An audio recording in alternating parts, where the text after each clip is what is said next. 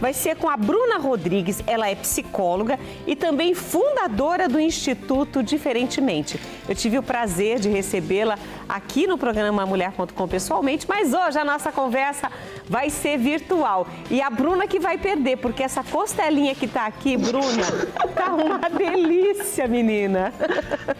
Bem-vinda. Ai, gente, já tô sentindo o cheiro daqui.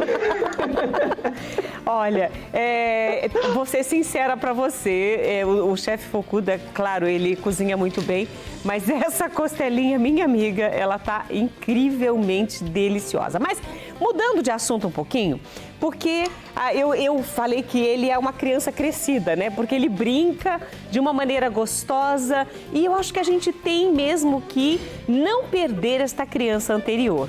Mas tem muita criança em idade, não só adulto que não perdeu a criança interior, mas tem muita criança que hoje tem tantas responsabilidades, tem tantos compromissos que os pais colocam na agenda e elas mesmas estão assim, tão adultas que já não querem mais saber de brincar. Qual que é a importância para uma criança em brincar, cada brincadeira na sua idade?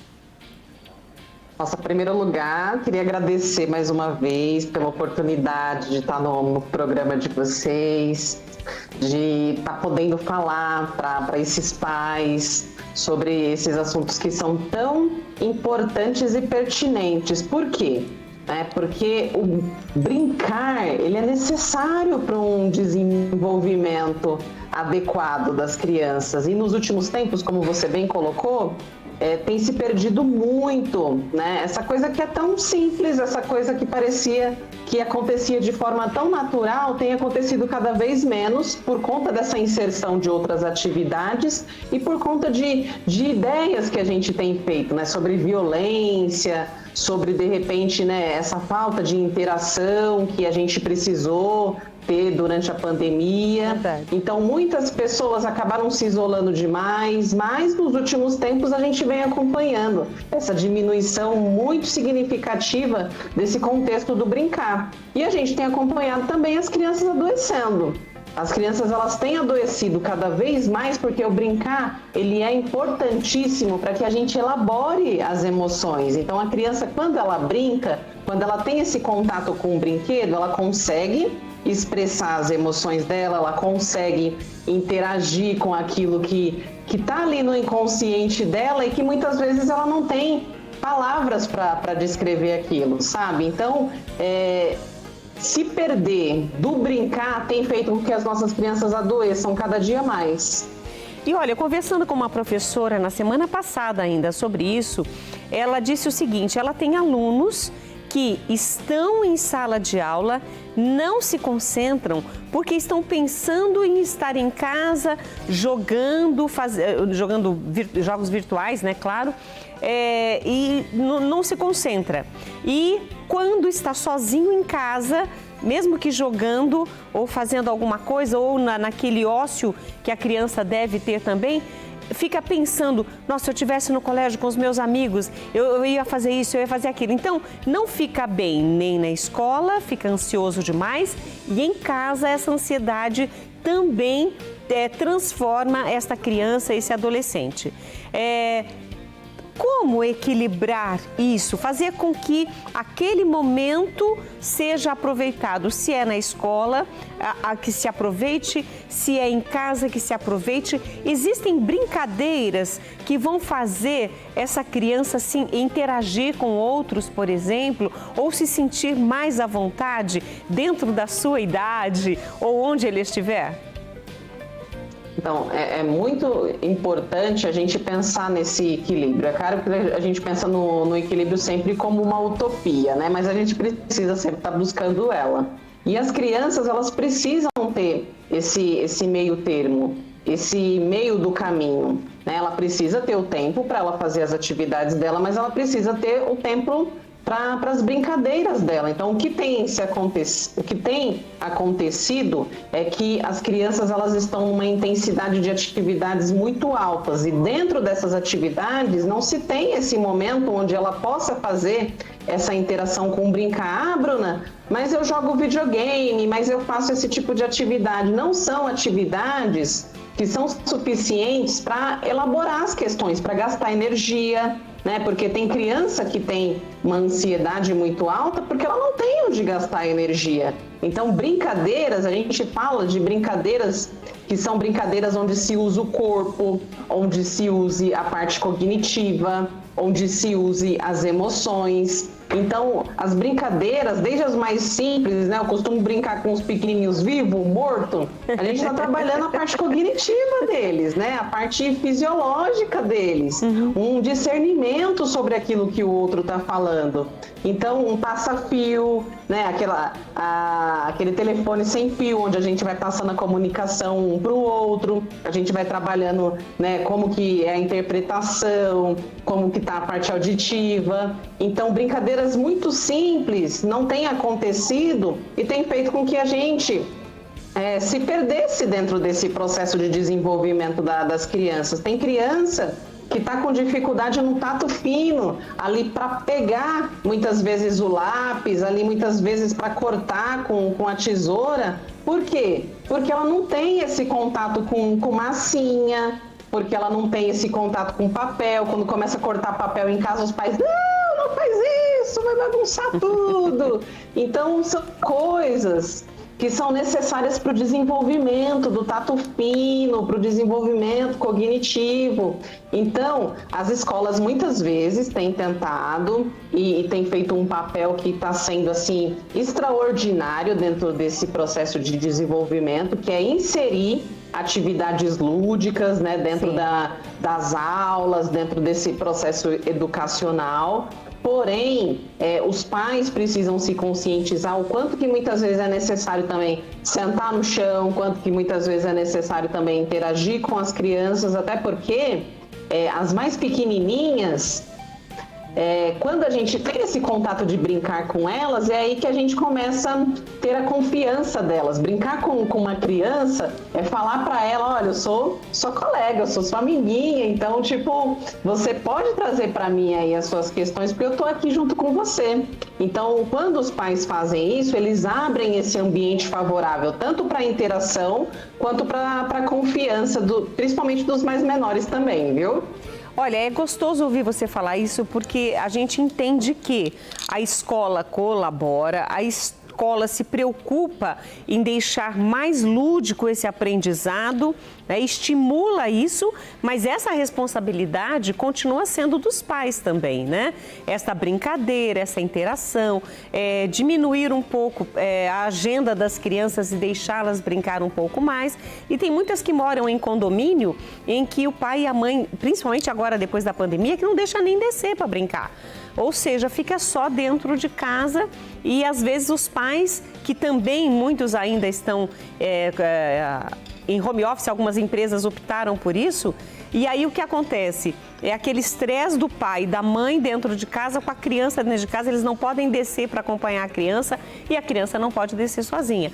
Então, brincadeiras, eu me lembro que quando eu era pequena, não faz muito tempo não, viu, Bruna?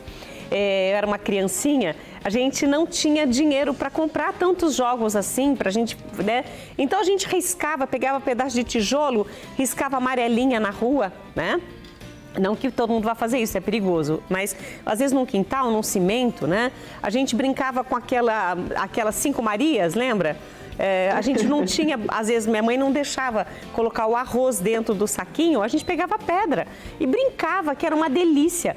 Isso me ajudou muito a ter coordenação motora, né? Porque tem um momento que você tem que jogar uma para cima, pegar as 5 embaixo e ainda pegar a de cima. Então, brincadeiras antigas, elas podem ser resgatadas. Eu citei 2 aqui, mas deve ter um monte. Essa semana, terça-feira, eu pulei corda aqui no programa. Mas foi uma delícia. Com certeza, né? Eu tenho certeza que os pais devem se lembrar dessas brincadeiras. Sim, mas a gente tem se perdido justamente nisso. Às vezes tem pai que chega no consultório e fala, mas eu não tenho dinheiro para comprar aquele brinquedo que saiu. E aí a gente começa a pegar caixa, a gente começa a pegar garrafa, a gente começa a pegar jornal e começa a inventar brincadeira. E eu tenho que mostrar para os pais, olha aqui, não é brinquedo caro que ele está pedindo. Ele está pedindo uma interação, ele está pedindo uma oportunidade dele desenvolver a criatividade dele aqui, dentro desse contexto. Criança adora tinta, criança adora amassar, criança gosta de brincar com as panelas da mãe. Então tem mãe que quer morrer, né? Porque compra brinquedos caríssimos e a criança adora abrir as gavetas, adora abrir os armários e brincar com aquilo que está lá dentro. Então a gente tem se perdido demais achando que as coisas precisam ser especiais, precisam ser caras. Ah, eu preciso ir para aquele parque tal, eu preciso fazer atividade tal. Não! As crianças, elas são muito simples e elas se divertem com coisas muito simples. Elas se divertem, né, com a gente brincar com o nariz dela, brincar com a testinha dela, né, falar para ela, olha as partinhas do corpo que você tem. Então, esse contato, esse dinamismo entre os pais, é isso que elas querem o tempo todo. Então, a gente precisa tomar cuidado para a gente não se perder e a gente precisa, sim, resgatar cada vez mais as coisas simples, que são essas coisas simples que fizeram com que a gente tivesse hoje essa coordenação motora que a gente tem, que a gente tivesse essa facilidade de interagir com as outras pessoas e até mesmo a capacidade de lidar com os conflitos, porque o coleguinha não é igual a mim. O coleguinha não gosta das mesmas coisas que eu, e eu preciso aprender a lidar com esses conflitos. E essas construções começam a acontecer a partir da primeira infância, a partir do momento que a gente começa a fazer essas construções dentro das brincadeiras. Então a gente tem se perdido nas nossas relações interpessoais e a gente já tem enxergado isso muito aí na adolescência. Por quê? Porque a gente tem perdido isso na infância. Então, parte cognitiva, fisiológica, relacionamentos, a terapia ela acontece dentro desse processo lúdico com a criança. Então, brincar é um processo extremamente terapêutico. Quantas vezes a gente precisa, dentro da clínica, falar para os pais, olha, sua criança precisa brincar. Então tá lá os pais todos estressados, todos com as interações que precisam fazer na vida adulta e, enfim, e responsabilidades que precisam arcar. E a criança tá ali absorvendo tudo porque é uma esponjinha. Então, olha o quanto que se faz necessário, né, esse lúdico acontecer para que essas questões também psicológicas sejam dissolvidas. Então, a gente está se perdendo muito nesse lado complexo, viu, Rita? E olha, nós temos, você citou a pandemia, eu acabei citando também, mas uma das coisas no pós-pandemia é que muitos avós estão com seus netos. E isso ajuda muito, porque quem brinca com as crianças, porque tem até mais tempo do que os pais, são os avós. Com as brincadeiras que eles se lembram, que eles conseguem brincar. Porque os jogos tecnológicos, as crianças tiram de letra, né? Já nascem com aqui, esse movimento aqui rapidinho. Mas os avós não conseguem brincar totalmente com os jogos tecnológicos. Então, vivam os vovôs e as vovós que hoje estão brincando com os netos, com as brincadeiras, tirando eles do computador, tirando eles da televisão e levando para uma brincadeira mais de contato, uma brincadeira mais lúdica. Porque, entendendo tudo que você explicou, isso é muito importante para a criança, né? Vai desenvolver o que na criança? Brincar um pouco mais, muito mais do que os jogos eletrônicos.